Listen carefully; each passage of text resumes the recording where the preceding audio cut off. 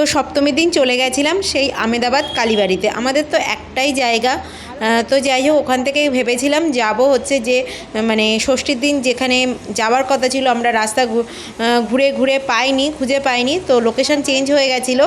তো তার জন্য আমরা লোকেশানটা নিয়ে ভেবেছিলাম গুগল ম্যাপ দেখে যাব, কিন্তু কি করব বলো, বৃষ্টি শুরু হয়ে গেল, হালকা হালকা বৃষ্টি পড়ছে। তো ওই জন্য বললাম যে দেখো বৃষ্টি পড়ছে হালকা, তো ভিজে যাব যেতে যেতে। তো যাই হোক গেলাম না, তো আমরা আমেদাবাদ কালীবাড়িতেই চলে আসলাম। আমার বর কাকা শ্বশুর গাড়ি পার্কিং করতে গেছে, কিন্তু দুজনেরই ফোন আমাদের কাছে। তো জানি না, আমরা এখানে দাঁড়িয়ে আছি গেটের মুখে। তো আমার ননদকে কেমন লাগছে সেটাও আমাকে কমেন্ট করে জানাবে, আর আমাকেও কেমন লাগছে সেটাও জানাবে। আজকে আমি জিন্স পরেছি, আর এই যে অনুষ্ঠান শুরু হয়ে গেছে। আজকে এসছে হচ্ছে রক্তিম চৌধুরী আর জ্যোতি শর্মা। তা অনুষ্ঠানটা আমরা পুরোটাই দেখেছিলাম। ভিডিওটা আপলোড করতে একটু লেট হয়ে গেল, কারণ অনেক কাজকর্ম ছিল, বুঝতেই পারছো লক্ষ্মী পুজো। তো যাই হোক তোমরা গান শোনো, আর ভিডিওটা ভালো লাগলে অবশ্যই লাইক কমেন্ট শেয়ার করো। তো চলো দেখতে থাকো।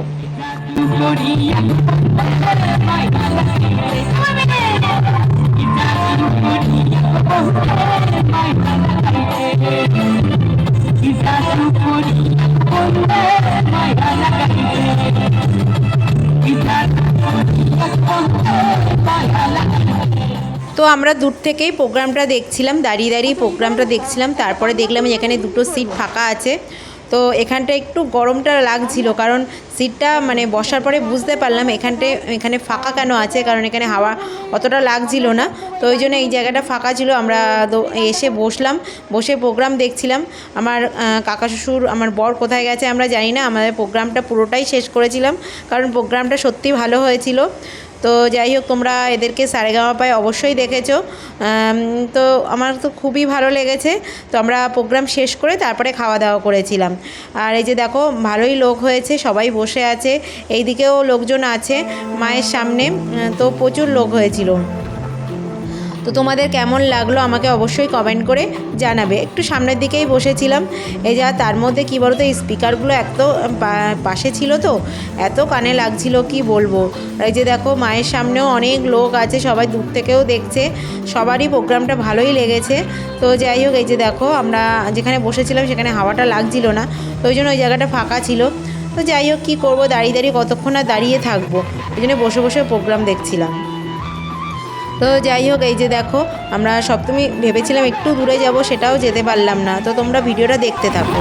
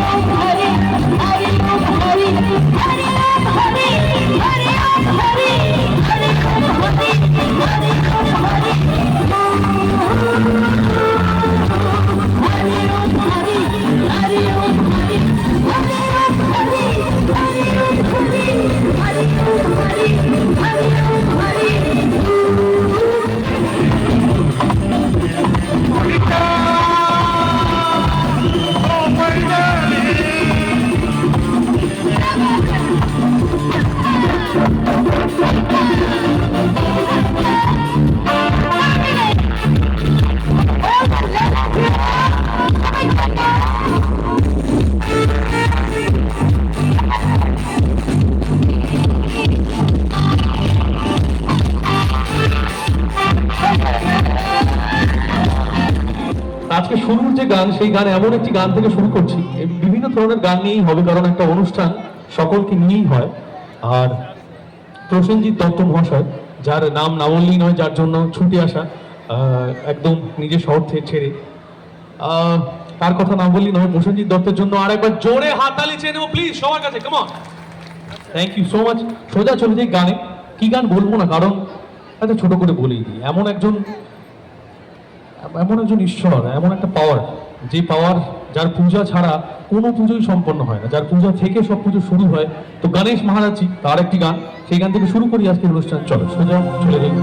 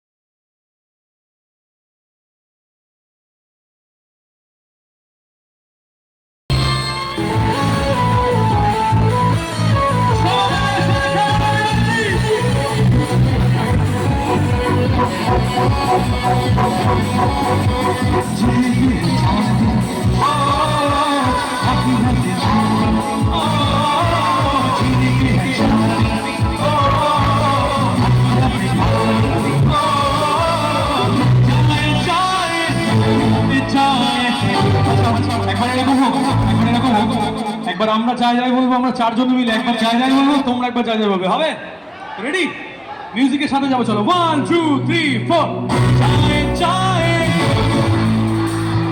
চাই চাই আরেকবার চাই চাই একবার চাই জাপানি জাপানি